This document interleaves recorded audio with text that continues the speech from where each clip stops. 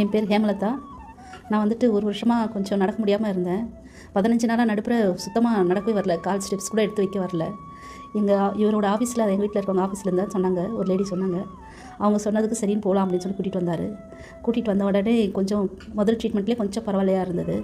அவங்க வந்துட்டு பார்த்ததில் சரி எனக்கு கொஞ்சம் பிடிச்சிருந்தது. இருந்தாலும் ஒரு பக்கம் வந்துட்டு சரியாகுமா, அந்த வலி ரொம்ப ஜாஸ்தியாக இருந்ததுனால சரியாகுமா அப்படின்னு எனக்கு மனசுக்குள்ளே இருந்தது. ஸ்டெப்ஸ் ஏறுறப்ப கூட எங்கள் வீட்டுக்கார் தான் என்னை பிடிச்சி படியில் கையை பிடிச்சி தூக்கி விட்டார். ரொம்ப சிரமமாக இருந்தது. அழுதுட்டேன் நான். சுத்தமாக வந்துட்டு நடக்க வராமையே ஆகிட்டதுனால எங்கள் பையன் கூட ரொம்ப பேஜார்படுறீங்களாம்மா, டாக்டர் கையில் பார்க்கலாம் அப்படின்னு சொல்லி சொன்னான். இல்லைன்னு நீங்கள் சொன்னாங்க போயிட்டு வரலான்டா அப்படின்னு சொன்னேன். சரி எங்கள் பையனும் சேர்ந்தா கூட்டிகிட்டு வந்தான். அதுக்கப்புறம் அந்த ஒரு ட்ரீட்மெண்ட்லேயே எனக்கு கொஞ்சம் பரவாயில்லையாக இருந்தது. அப்புறம் எங்கள் பையன் வந்துட்டு சரிம்மா நீங்கள் இங்கே பாருங்கள், நல்லா நடக்கிறீங்க இப்போ கொஞ்சம் அப்படி சொன்னான். நைட்டில் தூக்கத்தில் எழுந்தோம்னா கூட ஸ்டெப்ஸ் நடக்கவே வராது. 2 பக்கம் சுவரை பிடிச்சி நடப்பேன். இல்லைனா இவரை பிடிச்சிருந்தான் கூட்டிகிட்டு போவேன். அந்த மாதிரிலாம் ரொம்ப சிரமப்பட்டு ரொம்ப அழுதுட்டேன் நான். ரொம்ப தாங்க முடியாமல் ஒரு வலியினால் ரொம்ப அவஸ்தையாயிடுச்சு. இப்போ வந்துட்டு நல்லா நடக்கிறேன். இப்போ தரையிலையும் உட்காரவே செய்கிறேன் நான்.